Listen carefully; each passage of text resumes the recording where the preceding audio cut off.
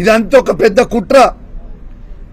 దయచేసి హైదరాబాద్ ప్రజలందరూ కూడా గమనించాలి.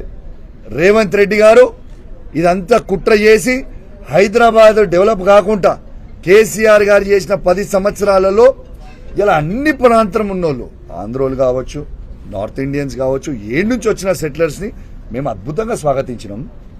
అద్భుతంగా హైదరాబాద్ని ఈ భారతదేశంలోనే నంబర్ 1 సిటీగా తీసుకుపోయినాం. Is is not the truth? ఇలా మీరు చేస్తుంది ఏంది?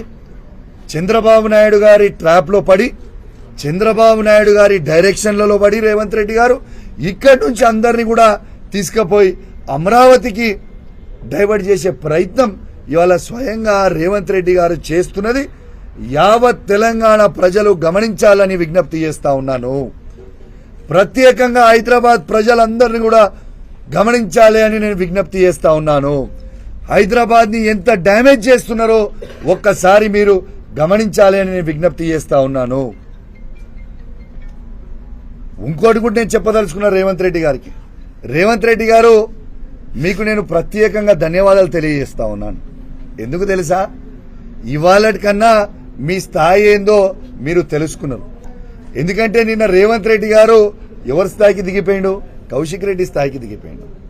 ఇలా కాంగ్రెస్ ప్రభుత్వం ఉన్న మంత్రులందరూ, ఎమ్మెల్యేలందరూ ఎవరి స్థాయికి దిగిపోయారు? కౌశిక్ రెడ్డి స్థాయికి దిగిపోయారు. ఇలా ప్రభుత్వం మొత్తము ఒక కౌశిక్ రెడ్డి గారికి, కేసీఆర్ గారి శిష్యుడైన కౌశిక్ రెడ్డి గారి స్థాయికి దిగిపోయాను.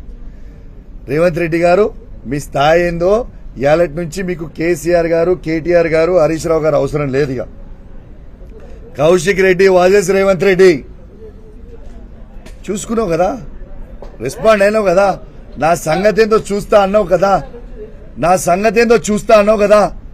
చూడు ఏం చేస్తున్నావు నా సంగతి. నేను ఆల్రెడీ హత్య చేయించే ప్రయత్నం చేసినావు, మళ్ళా రేపు నన్ను హత్య చేయిస్తావు కావచ్చు, నీ దగ్గర అధికారం ఉంది కాబట్టి. I'm ready to die for Telangana.